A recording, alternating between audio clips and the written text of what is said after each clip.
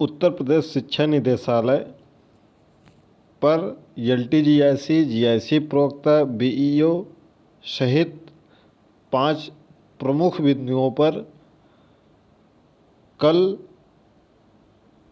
प्रतियोगी निदेशालय पर गरजे हैं, जिसके बारे में आपको हम डिटेल में जानकारी देंगे कि वहाँ पर क्या क्या हुआ। जैसा कि आपको हमने कल ही वीडियो के माध्यम से एक वीडियो प्रोवाइड कराई थी, जिसमें आपको ऑन कैमरा दिखाया था कि क्या क्या वहाँ पर बातें हुई। आपको उन बातों को इस वीडियो में बहुत डिटेल से बताएंगे। जैसा कि आपको पता ही होगा कि हम लगातार शिक्षा निदेशालय पर एलटीजीआईसी, जीआईसी प्रवक्ता, टीजीटी, पीजीटी के नए विज्ञापन के लिए लगातार लगे हुए हैं। तो उसी क्रम में कल क्या हुआ, क्योंकि कल कई और कार्य आने के कारण वीडियो नहीं बन पाया, तो इसलिए आज उसको हम डिटेल में उसका सारांश बता देते हैं। बाकी आपको वीडियो के माध्यम से पता ही चल गया होगा कि क्या वहाँ पर बातें हुई। सबसे पहले तो हम गए थे मिलने अजय कुमार द्विवेदी, जो भी साथी गए हुए थे सभी अपर शिक्षा निदेशक राजकीय उत्तर प्रदेश, इनसे मिलने के लिए गए थे, क्योंकि इनका ही पूरा काम है इन सब अध्याचन को देखना। और यह उपस्थित नहीं थे, यानी कि थे नहीं, लखनऊ गए हुए थे। तो इनसे फ़ोनिंग वार्ता की गई, जो कि फ़ोनिंग वार्ता आपको बताया गया है वीडियो के माध्यम से। तो वहीं पर इनके सुरेश पटेल व्यक्ति सहायक हैं अपर शिक्षा निदेशक राजकीय उत्तर प्रदेश, उनके माध्यम से फ़ोनिंग वार्ता कराई गई। तो जिसमें 5 बिंदु थे, 5 बिंदुओं को हम आपको स्पष्ट रूप से एक एक चीज़ें एकदम स्पष्ट बताएंगे, उसमें कोई लाग लपेट नहीं। पहला था कि बीईओ खंड शिक्षा अधिकारी का अध्याचन कब तक भेजेंगे। तो उन्होंने कहा इसके बारे में अभी कोई जानकारी नहीं। ठीक है, तो यह ख़त्म। तो अभी बीईओ के बारे में आप समझ लीजिए, इस पर कोई हलचल नहीं है, 1% भी नहीं। ठीक है। दूसरा, एकदम स्पष्ट सही बता रहे हैं, बाकी जो कई लोग कई तरीके से बताएंगे, तो आपको जो हम गए थे वही चीज़ें साफ तौर पर बताएंगे। दूसरा था कि 2018 में एलटी में तृतीय अवशेष सूची के बारे में उन्होंने पूछा। तो उन्होंने कहा कि यह आप लोक सेवा आयोग से कंफर्म करिए, वह अगर सूची बनाते हैं और भेजते हैं तो हम उनकी नियुक्ति कर देंगे। ठीक है, 2018 तृतीय अवशेष श्रेष्ठता सूची के बारे में। तीसरा था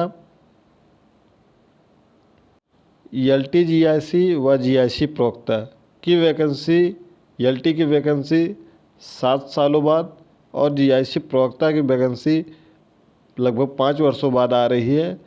तो इस वजह से प्रतियोगियों को इसमें कम से कम 5 वर्ष की अधिकतम उम्र सीमा में छूट दी जाए। 5 वर्ष की क्या दी जाए, छूट दी जाए। तो उन्होंने कहा यह मामला शासन का है, आप शासन स्तर से बात करिए छूट के लिए। ठीक है, तो इस पर भी उन्होंने कोई जवाब नहीं दिया। चौथा था भर्ती को पुरानी नियमावली के आधार पर कराई जाए, यानी कि परास्नातक में बीएड ना लगाया जाए। ठीक है, इन ऐसे तमाम।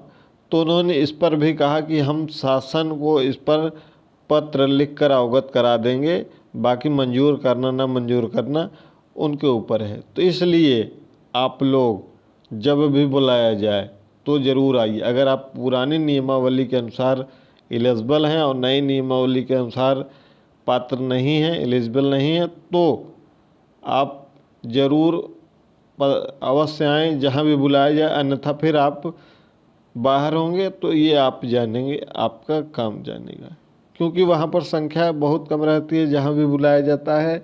लेकिन और यहाँ पर बीएड के अभ्यर्थी कम से कम 15 से 20 लाख हैं। हम नहीं कह रहे हैं कि हर एक विद्यार्थी आ सकता है, हर एक अभ्यर्थी आ सकता है, लेकिन प्रयागराज में रहकर तैयारी करने वाले कम से कम बीएड अभ्यर्थी 5 से 10 हज़ार हैं। मिनिमम की हम बात कर रहे हैं, 5 से 10 हज़ार हैं, जो उत्तर प्रदेश लोक सेवा आयोग, शिक्षा निदेशालय और शिक्षा सेवा चयन आयोग के आसपास में 5-7 किलोमीटर के रेंज में इतने प्रतियोगी, कम से कम की हम बात कर रहे हैं, इतने प्रतियोगी रहते हैं। तो इनको जब भी बुलाया जाए, और सभी को भी पता भी रहता है कि बुलाया गया है, लेकिन तब भी नहीं आते हैं, क्योंकि जान रहे हैं कि हमारे हक के लिए कोई ना कोई तो लड़ ही रहा है, तो हमको जाने की क्या आवश्यकता है। फिर उसके बाद जब कोई आपके हक के लिए लड़ रहा है और जब वह वहाँ पर उसको जीत नहीं मिल पाएगी, जितना भी प्रयास करेगा, तो फिर आप कहेंगे कि आपने क्या किया हमारे लिए। तो यह आपके हक की लड़ाई है, आपको आना होगा, अन्यथा इस जो भी होता है वो उसके जिम्मेदार आप होंगे। और ये पांचवा सबसे प्रमुख बिंदु था कि जीआईसी प्रवक्ता का जो अध्याचन भेजा गया था लोक सेवा आयोग को अप्रैल माह में। कब भेजा गया था? अप्रैल माह में भेजा गया था। उसको मई के अंत में शिक्षा लोक सेवा आयोग ने शिक्षा निदेशालय को वापस भेज दिया था। क्यों भेज दिया था? देखिए, जो अध्याचन है वह शिक्षा निदेशालय भेजेगा लोक सेवा आयोग को, ठीक है। तो वापस कर दिया था। क्यों वापस कर दिया था? कि उसको बल्क में भेजा गया था। बल्क में भेजा गया था मतलब जैसे अंग्रेजी में 500 सीटें हैं तो 500 सीटें लिखकर भेज दिया गया था। सामाजिक विज्ञान में 700 सीटें हैं तो 700 सीटें लिखकर भेज दिया गया था। उसको कैटेगरी वाइज नहीं भेजा गया था कि सामान्य श्रेणी में कितने अभ्यर्थी हैं, अन्य पिछड़ा वर्ग में कितने अभ्यर्थी हैं, या एससी में कितने अभ्यर्थी हैं, या ऐसे भेजा नहीं गया था। तो इसके बारे में पूछा गया कि कब तक आप आरक्षणवार, विषयवार आरक्षणवार कब तक भेजेंगे। तो उन्होंने कहा है, जो फोनिंग वार्ता पे आपने सुना भी होगा, ऐसा नहीं कि उसमें हम कुछ अपना अलग से बता रहे हैं। अपने वीडियो कल शाम को अपलोड किया था, 3.5 मिनट के आसपास में है, उसको देख लीजिएगा। वह वीडियो आपको कहीं नहीं मिलेगा, क्योंकि हमने उसको कैप्चर कर लिया था वहाँ पर, ठीक है। तो उन्होंने कहा कि हम 50% इस पर काम कर चुके हैं, 50% से ज़्यादा, और आज के लिए बोला है कि आज उन्होंने बोला है कि इसको कंप्लीट कर देंगे। क्योंकि अधिकारी हो सकता है दबाव की वजह से बोल सकते हैं, तो इसमें हम मान सकते हैं कि ये 3 से 4 दिन या 1 हफ्ते तक लग सकता है, 1 सप्ताह तक। उन्होंने कहा कि हमसे एक बार फिर से फोनिंग वार्ता कर लीजिएगा, जैसे ही हम लोक सेवा आयोग को भेज देंगे। तो आप 2-3 दिन के बाद फिर से एक बार फोनिंग वार्ता के माध्यम से पता कर लीजिएगा, आपको आने की ज़रूरत नहीं है। तो जैसे ही फोनिंग वार्ता से उनसे पता चल जाएगा निदेशालय पर, किससे पता चल जाएगा? ये जो अपर शिक्षा निदेशक अजय कुमार द्विवेदी जी हैं, इनसे जब पता कर लेंगे कि हाँ अध्याचन लोक सेवा आयोग को भेज दिया गया है, तो तुरंत लोक सेवा आयोग पर कूच होगा। उसी दिन, ध्यान से सुन लीजिएगा, उसी दिन ज़्यादा से ज़्यादा अभ्यर्थी आएंगे, खासकर जिनको उम्र सीमा में छूट चाहिए, जिनको बीएड अगर वह नहीं है तो वह, अन्यथा फिर इसकी जिम्मेदारी आपकी और आपकी होगी। टेलीग्राम चैनल पर सब कुछ लगातार अपडेट दे दिया जाता है, वहाँ से जुड़ जाइएगा। आपको 1 जून को ही चीज़ें बता दी गई थी, अध्याचन वापस हो गया है।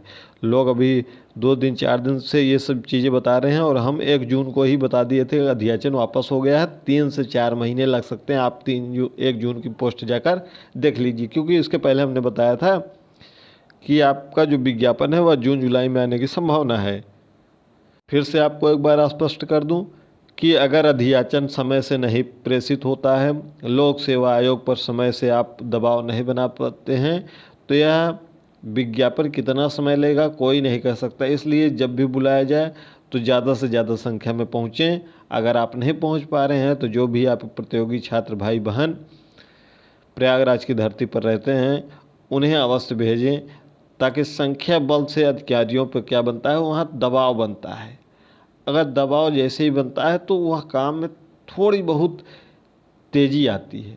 तो एक प्रकार से हम कहें, अगर सही समय पर भेज दिया जाता है, फिर लोक सेवा आयोग पर अगला दबाव बनेगा। फिर लोक सेवा आयोग जो भी करेगा उसमें भी अभी केवल यह प्रवक्ता की ही वैकेंसी आ सकती है, यानी कि जीआईसी प्रवक्ता की वैकेंसी आ पाएगी, ईएलटी की वैकेंसी नहीं आ पाएगी। साफ साफ आपको बता दे रहे हैं। कारण क्या है? क्योंकि इसकी जो मुख्य परीक्षा होगी, यानी कि 2 चरणों में परीक्षा होगी। मुख्य परीक्षा जो होगी वह लिखित होगी या ऑब्जेक्टिव होगी, अभी तक शासन इस पर स्पष्ट नहीं कर सका है। तो इसलिए इसके लिए भी पहुंचना है लोक सेवा आयोग, क्योंकि एलटी के लिए जो भी हो, लोक सेवा आयोग शासन से अनुमति ले, जो भी हो वो अपनी कार्रवाई करे और अविलंब इस पर निकाले। तो प्रवक्ता के लिए कम से कम आप मान सकते हैं कि 2 से 3 महीने लग जाएंगे, अगर दबाव बनाते हैं तो। अगर दबाव नहीं बनाते हैं तो हम आपको ये आश्वासन नहीं दे सकते कि फला महीने में आपकी वैकेंसी आ जाएगी और फला महीने पे हो जाएगा, क्योंकि चीज़ें धीरे धीरे बढ़ती चली जा रही हैं, बढ़ती चली जा रही, कोई न कोई अड़ंगा आ जा रहा है, तो फिर कितना समय लग जाएगा वह नहीं बता सकते। इसलिए थोड़ा सा आप लोग सजग होइए, अगर आप अपने हक अधिकार के लिए लड़ना चाहते हैं तो। अन्यथा फिर बैठे रहिए घर पर, कमरे पर बैठे रहिए, पढ़ते रहिए पढ़ते रहिए। ऐसे आपके एज ओवर हो जाएगी, फिर आप पछताएंगे, फिर आपको पछताने से कुछ मिलने वाला नहीं है।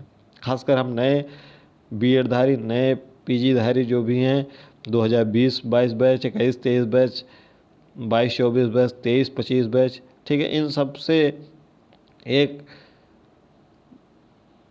विनम्र निवेदन करेंगे कि आप लोग ज़रूर आइए अपने हक के लिए। अन्यथा कहीं भी आपको वैकेंसी टीचिंग विभाग में इस समय देखने को नहीं मिले, और ये अच्छी खासी वैकेंसी है। अन्यथा जैसे प्राथमिक विद्यालय मर्जर हो रहे हैं, अगर राजकीय विद्यालय भी मर्जर होने लगे तो ये जो वैकेंसी का अध्याचन भेजा भी जाएगा, फिर वापस चला जाएगा। और अगर वापस चला गया तो फिर इस पर भी, क्योंकि जब अगर प्राथमिक विद्यालय मर्जर हो रहा है तो धीरे धीरे आगे भी बढ़ेगा, तो राजकीय इंटर कॉलेजों पर भी आँच आएगी, फिर वह भी मर्जर होने लगेगा, और जब वह मर्जर होने लगेगा तो वैकेंसी अपने आप ख़त्म हो जाएगी। इसलिए प्रयास कर लीजिए, ये आपका काम है। अन्यथा आपके लिए कोई नहीं आगे आने वाला है। सभी अपना अपना कुछ ना कुछ देख रहे हैं, जिसकी वजह से आप केवल कमरे पे बैठ कर 10x10 के कमरे में बैठ कर दाल चावल खा कर सोइए और लाइब्रेरी में पढ़िए, जिसका कोई मतलब फिर नहीं रह जाएगा। आप केवल और केवल पढ़ाई करेंगे। तो इसलिए सभी से उम्मीद है कि आप लोग अगली बार जैसे ही लोक सेवा आयोग पर बुलाया जाएगा तो ज़रूर पहुँचेंगे, हज़ारों की संख्या में पहुँचेंगे, ताकि ऐसा दबाव लोक सेवा आयोग पर बन जाए कि वह अविलंब प्रवक्ता का तो विज्ञापन निकाल ही दे। और जैसे ही प्रवक्ता का अगर विज्ञापन निकल जाएगा तो एलटी का फिर उसमें फिर कोई झंझट नहीं रहने वाली, उसमें भी जल्दी ही शुरू हो जाएगा। तो अभी के हिसाब से अगर आप पूछना चाहते हैं कि कब तक आ जाएगा विज्ञापन, तो अभी 2 से 3 महीने लग जाएंगे, कम से कम 2 से 3 महीने। अगर सही समय पर काम होगा तो, एक यही बात नोट कर लीजिए, अगर सही से काम होगा सही समय से, अगर सही समय से काम नहीं होगा तो 6 महीने, 7 महीने, 1 साल कितने लग जाएंगे। जैसे पिछले 2 सालों से चल रहा है वैसे और 1 साल निकल जाएगा, और 1 साल निकल जाएगा, फिर कोई कुछ नहीं कर सकता है। ठीक है, कोई और डाउट होगा तो इसके बारे में कमेंट करिएगा। वीडियो को आप लोग शेयर नहीं करते हैं, इतना जाइए, बार बार धूप में इतना जाना पड़ता है, इतनी दूर जाइए, फिर वहाँ इतना अपना समय वेस्ट कीजिए, उस हिसाब से आप लोग वीडियो को शेयर नहीं करते। तो वीडियो को ज़्यादा से ज़्यादा शेयर कर दीजिएगा। अगर चैनल पर नए हो, चैनल को सब्सक्राइब करके बेल आइकन प्रेस कर लीजिएगा।